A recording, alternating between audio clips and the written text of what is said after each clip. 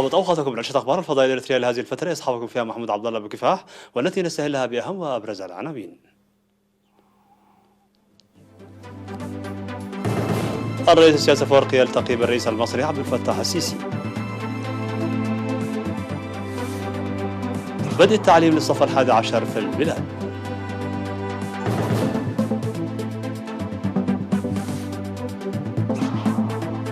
بناء طريق سرجغا دغيطروس مسفنتو.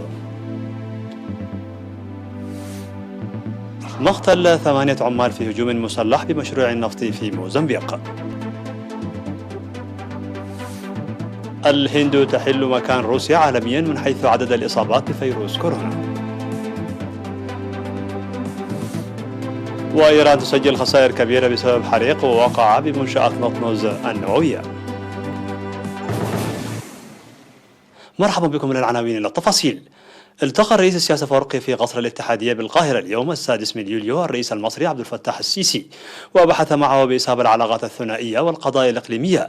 واتفق الرئيسان في اللقاء على العمل للدفع بكافة أشكال التعاون بين البلدين انطلاقا من تجاربهما السابقة في العلاقات الثنائية وحول القضايا الإقليمية، وإدراكا بأن التحديات والخلافات تعيق الفرص الواسعة غير المستقلة، وإلى خلق الفهم المشترك توصل الجانبان إلى تفاهم لبذل الجهود المشتركة لاتخاذ خطوات ملموسة للحفاظ على مصالح كافة الجهات، وكذلك بناء تعاون إقليمي يخدم الجميع. حضر اللقاء من جانب إريتريا وزير الشؤون الخارجية السيد عثمان صالح، ومستشار الرئيس السيد أماني جبر آب، وسفير إريتريا السيد فاسيل جبر سلاسي. ومن جانب مصر وزير الخارجية السيد سامح شكري، ووزير الاستخبارات العامة السيد عباس كامل، ووزير الزراعة السيد محمد مرزوق. هذا وكانت قد جرت من قبل للرئيس السياسي أفورقي مراسم استقبال رسمي، حيث توجه الرئيس السياسي أفورقي إلى مصر يوم 5 من يوليو في زيارة عمل تستغرق 3 أيام.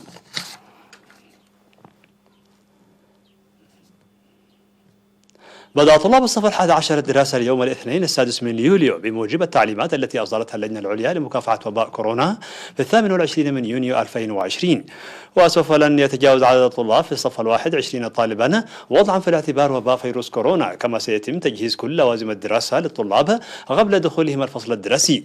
وقد تم إضافة معلمين لتسيير العملية التعليمية بشكل جيد، وزيادة فترة الدراسة في الحصة الواحدة من 40 دقيقة إلى 50 دقيقة، على أن تكون الدراسة من الاثنين وحتى السبت. هذا وكانت اللجنة العليا لمكافحة وباء كورونا قد أعلنت بأن الدراسة بالصف 11 ستبدأ يوم السادس من يوليو لإكمال التعليم المتبقي بعد التوقف عن الدراسة ل10 أسابيع منذ نهاية مارس بسبب وباء كورونا. وفي ذات السياق سيستأنف طلاب الكليات الجامعية في 13 من يوليو، وباقي الطلاب في المدارس نهاية شهر أغسطس، ومن ثم الانتقال على الفور إلى السنة الدراسية 2020-2021.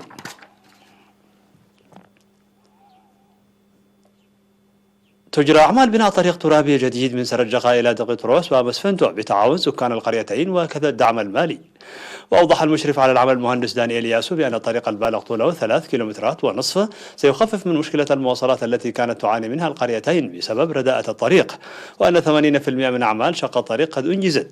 وقال مديرية سرجغا السيد كفل مريم قبر مسخلة بأن ما بين 150 إلى 200 من السكان ظلوا يشاركون في العمل يوميا، وقد قارب الطريق على الاكتمال، داعيا القرى الأخرى لاتباع تلك المبادرة.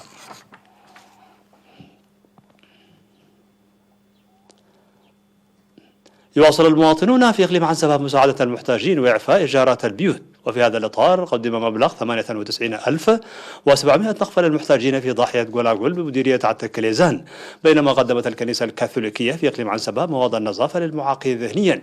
كما قدم مبلغ 31,720 نقفة وحوالي 6 كنتال ذرة للمحتاجين في بلدة قلب.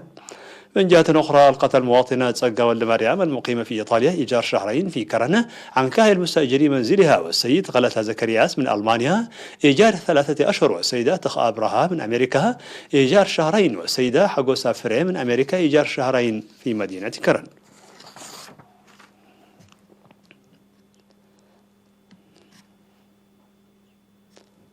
ألقى المواطنون في الداخل والخارج مدفوعات إيجارات البيوت لمستأجري منازلهم، وبموجب ذلك سمح السيد ستيفانوس مع زوجته المقيمان في ألمانيا بالإقامة المجانية لمستأجري منزلهما بضاحية غوشيت لشهرين.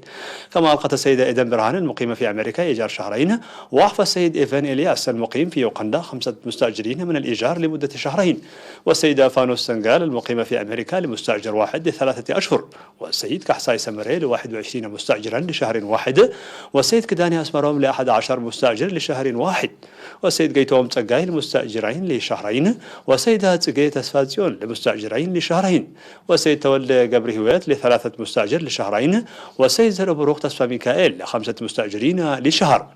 وفي ضاحية سعادة كريستيان سمح السيد جرز كهير تسفى سلاسة بالإقامة المجانية لمستأجر واحد ل4 أشهر، والسيد نقاسي رؤسهم لمستأجر واحد حتى زوال كورونا من البلاد، والسيد جرز قهير ألم مع زوجته ل4 مستأجرين لشهرين، والسيد إيوب عن هيمانوت المقيم في ألمانيا مع زوجته السيدة ناتسنت أبرهة ل3 مستأجرين ل6 أشهر، والسيد سقاي تولد برهان لشهرين، والسيد أمانيل سقاب من أمريكا ل3 أشهر، وأسرة سيوم سعري لشهر، وسمري زكرياس لشهر، وأسرة قبر الأول قبر مريم لشهر، وهبت ميكائيل أرآيا لشهر، وفروين أمانيل لشهرين، وسمرات صادق ل3 أشهر، وزكرياس برهي لشهرين، وأسرة برهي قبر سلاسي لشهرين، وولد خدان كداني من لندن لشهرين، وأسرة سلمون عند هيمانوت لشهرين. كما ألقى مواطنون مقيمون في هولندا وألمانيا إيجارات شهرين و3 أشهر و6 أشهر.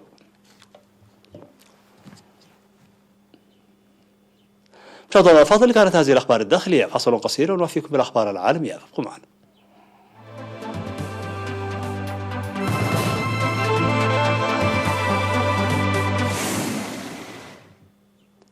مرحبا بكم. على الصعيد العالمي، أعلنت شركة إنشاءات تعمل لمصلحة مجموعة توتال النفطية الفرنسية في مشروع إنقاذي بمليارات الدولارات في شمال الموزمبيق أن 8 من عمالها قتلوا في هجوم مسلح. وقال شركة فينيكس لخدمات الإنشاءات LDA في بيان أن 5 متمردين هجموا على آلية تابعة لشركة فينيكس للإنشاءات على بعد حوالي 4 كيلومترات شمال موكيمبوا دا برايا في مقاطعة كابو ديلغادو. وأضافت أن الآلية كان على متنها 14 شخصا، نجا منهم 3 في حين لا يزال 3 الباقون في عداد المفقودين. وكانت الآلية حين تعرضت للهجوم على بعد حوالي 50 كيلومترا من منشأة توتال للغاز الطبيعي المسال في بالما. وقع الهجوم في اليوم نفسه الذي هاجم فيه مسلحون إسلاميون بلدة موكيمبوا دا برايا واحتلوها لفترة وجيزة، مما تسبب بنزوح جماعي لسكان هذه البلدة الصغيرة التي تتعرض للمرة الثانية لهجوم مماثل منذ مطلع العام. هذا ويشهد شمال الموزمبيق منذ عام 2017 تمردا جهاديا أسفر عن مقتل حوالي 1000 شخص.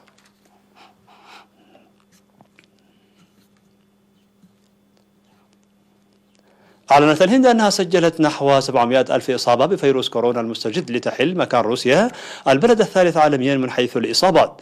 وأعلنت وزارة الصحة الهندية عن تسجيل 697,358 إصابة، بعدما تأكدت 24 ألف حالة في الساعة 24 الأخيرة، بينما بلغ عدد الإصابات في روسيا نحو 681 ألفا. وترتفع عدد المصابين في الهند بوتيرة متسارعة بعد أن كانت قد سجلت في منتصف الشهر الماضي نحو 300 ألف إصابة فقط. وقالت وزارة الصحة هنا أنها سجلت 11,458 إصابة جديدة، بينما بلغت الوفيات وقتها 8,884. وفرضت حكومة رئيس الوزراء ناريندرا مودي سياسة الحجر الصحي في جميع أنحاء البلاد في أواخر مارس الماضي، وقفز عدد الحالات في الهند بنحو 100 ألف حالة في الأسبوع، وقد تزامن ذلك مع إعادة افتتاح مراكز التسوق ودور العبادة والمطاعم. وافتتحت نيودلهي مستشفى مؤقت يضم 10,000 سرير، بينما تشدد مدن أخرى القيود على الحركة لتجنب زيادات جديدة في عدد الإصابات. أعلنت طهران أن الحادث الذي وقع في مبنى بمجمع نطنز النووي في وسط البلاد خلف أضرارا مادية جسيمة، وقد يبطئ عملية تصنيع أجهزة طرد مركزي متطورة لإنتاج اليورانيوم المخصب. وكانت السلطات الإيرانية أعلنت الخميس عن وقوع حادث في هذا المجمع النووي الذي يضم مصنعا مهما لتقصيب اليورانيوم، قبل أن تعود وتشير إلى أنها اكتشفت بدقة أسباب الحادث، مشددة في الوقت نفسه على عدم رغبتها في الكشف عنها في الحال لاعتبارات أمنية. وأعلن المتحدث باسم منظمة الطاقة النووية الإيرانية بهروز كمالوندي بحسب ما نقلت عنه وكالة الأنباء الرسمية إيرنا أنه لم يقع ضحايا، لكن الأضرار المادية جسيمة من دون أن يحدد بدقة طبيعة هذه الأضرار. والتزمت إيران باستعمال عدد محدود من أجهزة الطرد المركزي من الجيل الأول بموجب الاتفاق حول برنامجها النووي الموقع مع عدة دول في فيينا في العام 2015.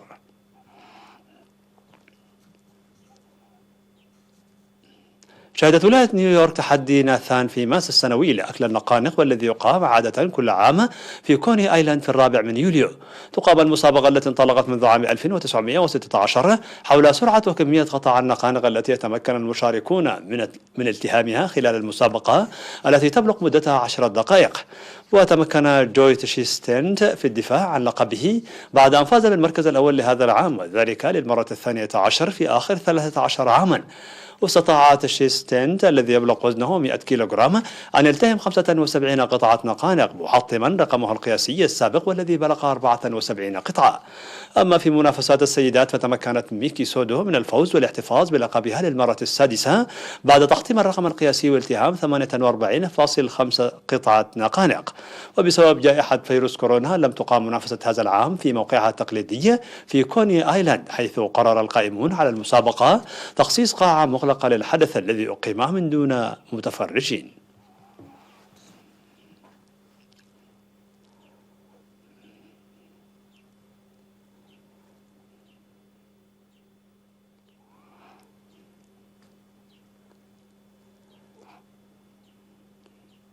مشاهدينا الأفاضل، بهذا نكون قد وصلنا بكم إلى نهاية النشرة. شكرا على حسن المتابعة، دمتم بالف خير.